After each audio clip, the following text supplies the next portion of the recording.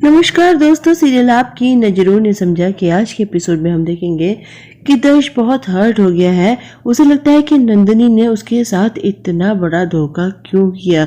वो सोचता है कि अगर मेरे साथ धोखा करती तो चल सकता था, लेकिन मेरे छोटे भाई की आंखों में आंसू दिए तुमने। इस बात के लिए मैं नंदिनी तुम्हें कभी माफ़ नहीं कर सकता। उसे चार्मी की कही बातें याद आती हैं कि नंदिनी ने बहुत बड़ा गेम खेला है और उसने दर्श को तो धोखा दिया ही है, उसका इस्तेमाल किया है और शोभित और चार्मी की जिंदगी बर्बाद कर दी है। दर्श को वो सारे पल याद आने लगते हैं जब वो नंदिनी से पहली बार मिला था। उसको उसने गड्ढे में से बाहर निकाला था। नंदिनी एक दिया लेकर उसके सामने आ गई थी। न जाने कितनी ऐसी छोटी छोटी मुलाकातें थी जिसमें वो और नंदिनी एक दूसरे के करीब आते चले गए थे, लेकिन उसे लगता है नंदिनी के लिए वो कितना गलत सोचता था। क्यों नंदिनी ने उसके साथ ऐसा किया, वो धोखा बर्दाश्त नहीं कर पा रहा है। वहीं पास में एक टेबल में कुछ तोहफे रखे हैं, शादी के कुछ मिठाइयाँ रखी हैं। दर्श सब कुछ उठाता है और उठा कर फेंक देता है और कहता है कि नंदिनी, ये तुमने ठीक नहीं किया। मैंने तुमसे कहा था ना कि मैं अपने छोटे भाई शोभित से बहुत प्यार करता हूँ, उसकी आंखों में आंसू मैं बर्दाश्त नहीं कर सकता और तुमने उसको जिंदगी भर के लिए आंसू दे दिए। इधर शोभित बहुत दुखी है, बहुत उदास है।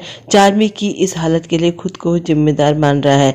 तभी डॉक्टर आती है, बताती है कि चार्मी अब खतरे से बाहर है, लेकिन वो शोभित से कहती है कि अभी आप उनसे मत मिलिए क्योंकि उन्हें अभी भी होश नहीं आया है और अगर आप उनसे मिलेंगे, उनसे बातें करेंगे तो उनका स्ट्रेस बढ़ जाएगा। इतना स्ट्रेस अभी वो बर्दाश्त नहीं कर सकती हैं। विपुल रावल भी बहुत दुखी है, परेशान है। उन्होंने अपनी बेटी नम्रता का साथ जो दिया है, अपनी पत्नी से माफ़ी मांगते हैं। वो कहती है कि माफ़ कर सकती हूँ, लेकिन तुम्हें उठक बैठक लगानी पड़ेगी 100 बार।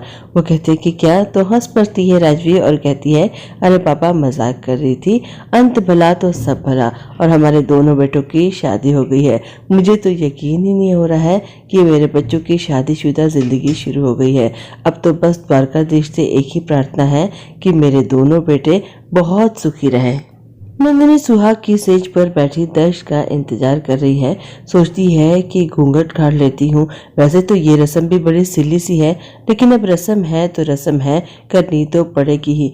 और वैसे भी दर्श साहब तो मुझे मन की आंखों से देखते हैं, न जाने कितनी बार मुझे देख चुके हैं। वो घूंघट काढ़ कर बैठ जाती है। दर्श के आने की आहट होती है तो वो अपनी चूड़ियाँ बजाने लगती है। उसे लगता है कि दर्श उसके पास आकर बैठ गया है और वो भी प्यार से चुटकी बजाकर उसकी चूड़ियों के बजने का रिस्पॉन्स दे रहा है, लेकिन ये सब कुछ उसके ख्वाब हैं। दर्श कमरे में आया जरूर है, लेकिन वो नंदिनी पर बरस पड़ता है और कहता है कि बंद करो ये चूड़ियों की आवाज़, मुझे इरिटेट कर रही है ये। वो नंदिनी पे लगभग चिल्लाते हुए कहता है कि हो गई ना तुम्हारे मन की, अच्छे अच्छे कपड़े पहन लिए, शादी कर ली, फोटो खिंचा ली, अब ऐसे क्यों बैठी हुई हो, जाओ और जाकर चेंज करके आओ। नंदिनी हैरानी से दर्श की ओर देखती रह जाती है। दर्श कहता है कि मैंने कहा ना कि जाओ जाकर कपड़े चेंज करके आओ, क्यों बैठी हो यहाँ पर, क्यों मुझे इरिटेट कर रही हो। नंदिनी बेचारी सुहाग की सेज से उठ जाती है और अपने जेवर और चूड़ियां उतारने लगती है।